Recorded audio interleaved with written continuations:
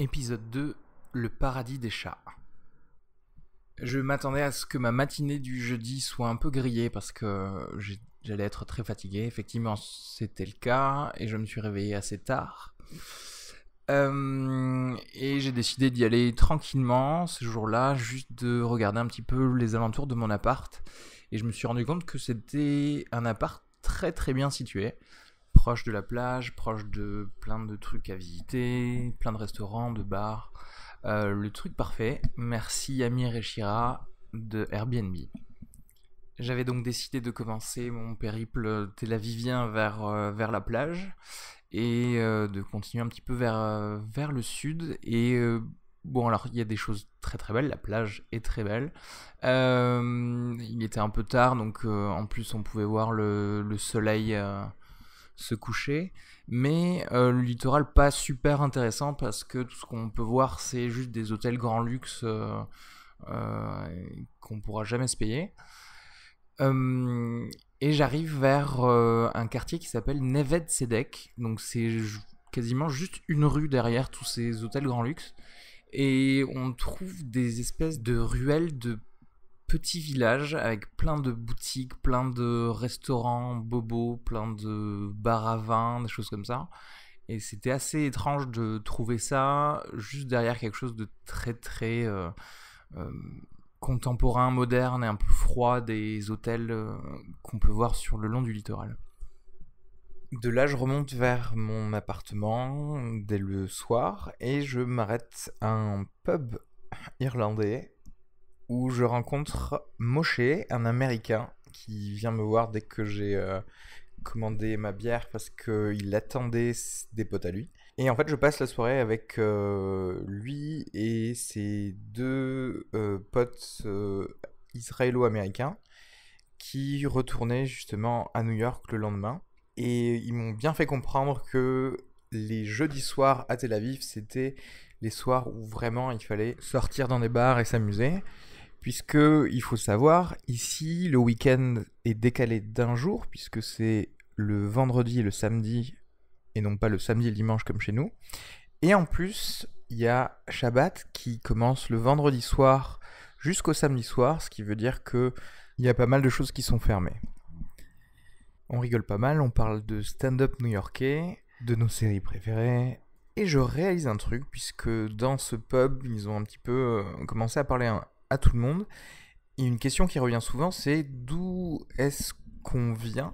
Non pas parce qu'il y a beaucoup de touristes, mais parce que ce qu'on pense techniquement à être des Israéliens ou même des personnes qui vivent ici ne sont presque jamais juste nés ici et ont vécu ici. Il y a toujours une histoire derrière, il y a toujours le fait que ce sont des personnes qui sont nées ailleurs et qui ont émigré ici, ou alors des personnes qui sont nées ici mais qui ont émigré ailleurs et reviennent parfois donc pour des vacances. Je commence à me dire que ce serait un peu dommage de ne pas être productif 2 jours d'affilée, donc extinction des feux pour moi. Je rentre à l'appartement et le lendemain j'attaque la journée comme je ne l'ai jamais attaquée même à Toulouse, c'est-à-dire par un jogging, parce que je me dis que ce serait assez intéressant de faire l'autre côté de la plage de Tel Aviv, c'est-à-dire vers le nord, mais cette fois-ci en courant, et justement ça me permettrait de repérer quelques bons endroits où revenir plus tard. Je commence à courir et j'ai l'impression de me retrouver à Miami Beach. La seule différence, c'est qu'on voit quelques kippas de plus sur les têtes des gens et peut-être un peu plus de restos de houmous également. Il y a des plages pour tous les goûts avec à chaque fois un petit panneau descriptif. Alors voilà, il y a Dog Beach, il y a Nudist Beach, il y a Gay Beach, il y a la plage environnementale, il y a tout ce que vous voulez. Les piétons se mêlent aux cyclistes à côté des terrasses où ce qu'on mange a l'air très appétissant. Et au nord de toutes ces plages, il y a un énorme parc, le Ayerkon Park, qui est un peu le Central Park de Tel Aviv. J'en avais eu une petite impression quand j'étais devant la plage, mais là c'est définitif quand je suis dans ce parc où tout est calme, il y a du soleil partout, il y a des oiseaux qui chantent, il y a des chats qui se prélassent, je réalise que je suis en vacances. Dans l'après-midi, j'ai eu une espèce de déjeuner tardif slash dîner un peu tôt qui est prévu avec Julia, qui est une fille qui a probablement eu pitié de moi quand j'avais dit la veille que j'étais un voyageur solitaire à Tel Aviv. Elle me raconte que c'est la 4e fois qu'elle vit en Israël, et cette fois-ci c'est pour un peu plus longtemps que d'habitude, puisqu'elle fait partie du Massa Programme, qui est un programme créé par le gouvernement israélien pour essayer d'attirer et de faire rester des jeunes juifs de par le monde en Israël. Encore un parcours singulier, puisqu'elle est née en Ukraine, puis a émigré en Allemagne, pour enfin venir ici. Elle me dit que toutes les personnes autour d'elle dans le Massa Programme sont assez religieuses. Tout de suite, ça pique mon intérêt et j'essaie de rentrer dans une conversation sur la religion juive et les religions en général. D'ailleurs, je lui parle de Isaac que j'avais rencontré dans l'avion. Et je comprends assez vite que c'est pas forcément une personne aussi ouverte que celle que j'avais pu rencontrer. Puisque la première question qu'elle me pose, c'est non mais tu me parles de cet Isaac, mais du coup dans quel camp il se trouve? Il est plutôt dans le camp israélien ou donc clairement pas trop de place pour la nuance.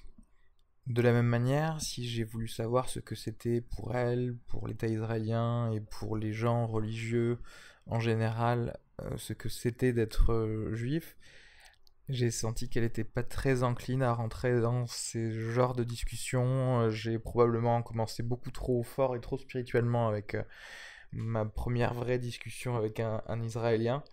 En plus, je pense que ça doit être des questions qu'on doit lui poser peut-être un petit peu trop souvent, aussi très certainement de la part d'Israéliens natifs et des personnes qui font également partie du programme. Du coup, je change un petit peu de discussion sur des choses plus légères. L'omniprésence de chats, par exemple, partout, dans tous les lieux que j'ai pu citer juste avant, on voyait des chats.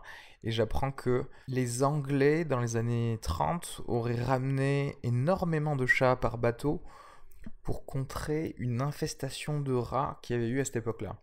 Et on comprend pourquoi ils s'y plaisent, c'est plutôt paisible ici, il y a toujours un petit coin de soleil où se prélasser. Et histoire vraie, j'ai vu 2 packs de chats, de gangs, sortir d'une ruelle après avoir entendu d'énormes miaulements.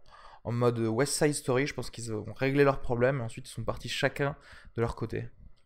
Et toujours dans les petits trucs que j'ai pu noter à Tel Aviv, je commence à peine ma question. Have you noticed that the bus drivers here are... Et elle répond pour moi et elle crie crazy. Parce que oui, ici, les conducteurs de bus, c'est comme l'oncle qu'on a tous qui se met super en colère en voiture. Sauf que lui, il a juste 40 passagers derrière. Ils en ont rien à foutre. Ils klaxonnent partout, ils se mettent au milieu des passages piétons. Elle me raconte même qu'un jour, elle a osé dire au conducteur qu'il s'était gouré sur sa monnaie et le mec a passé tout le trajet à crier, genre littéralement crier, que c'était une voleuse. Ça paraît bête, mais ce sont les 2 premières choses que j'ai pu noter dans cette ville. Des bus fous, et puis le nombre incalculable de chats qui s'étalent tranquillement sur le sol quand on approche. J'imagine que pour eux, il y a trop d'humains dans leur ville.